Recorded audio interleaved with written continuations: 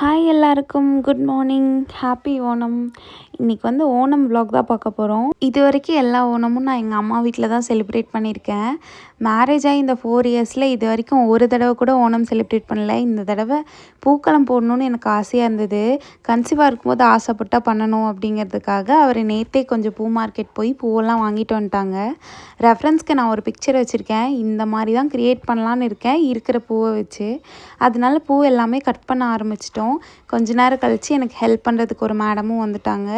அவங்களும் நானும் சேர்ந்து எல்லா பூவையும் நல்லா சாப் பண்ணி வச்சுட்டோம். இந்த சாப்பிங் ஒர்க்ஸ் எல்லாம் முடிக்கிறதுக்குள்ளேயே 11 மணி ஆயிடுச்சு. நைட்டே இதெல்லாம் ரெடி பண்ணி வச்சுருக்கலாம், ஆனால் நான் தூங்கிட்டேன். அதுக்கப்புறம் நான், அம்மா, பாப்பா 3 பேர் சேர்ந்து அந்த ரெஃபரன்ஸில் இருக்கிற பிக்சரை ஏதோ கொஞ்சம் க்ரியேட் பண்ணியிருந்தோம்.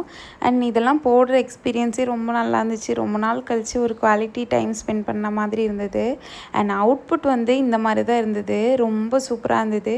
இதை முடித்ததுக்கப்புறமா நானும் பாப்பாவும் போய் நல்லா ரெடி ஆகிட்டு மேக்கப்லாம் போட்டுட்டு அப்புறம் கொஞ்சம் ஃபோட்டோஸ்லாம் எடுத்தோம். பாப்பா வந்து விஜய் சித்து விலாக்ஸோட ஃபேனு, அதனால அந்த சிம்பிள் காட்டிகிட்டு இருந்தா. அப்புறம் நாங்கள் 2 பேர் சேர்ந்து கொஞ்சம் ஃபோட்டோஸ்லாம் எடுத்துகிட்டு அம்மா எனக்கு ஃபோட்டோ எடுக்க ஹெல்ப்லாம் பண்ணாங்க. ரொம்ப நல்லா போச்சு இந்த ஓணம். உங்களுக்கு எப்படி போச்சுன்னு சொல்லுங்கள். இந்த மாதிரி நிறையா விலாக்ஸ்க்கு சேனலை சப்ஸ்கிரைப் பண்ணி வச்சுக்கோங்க. பை.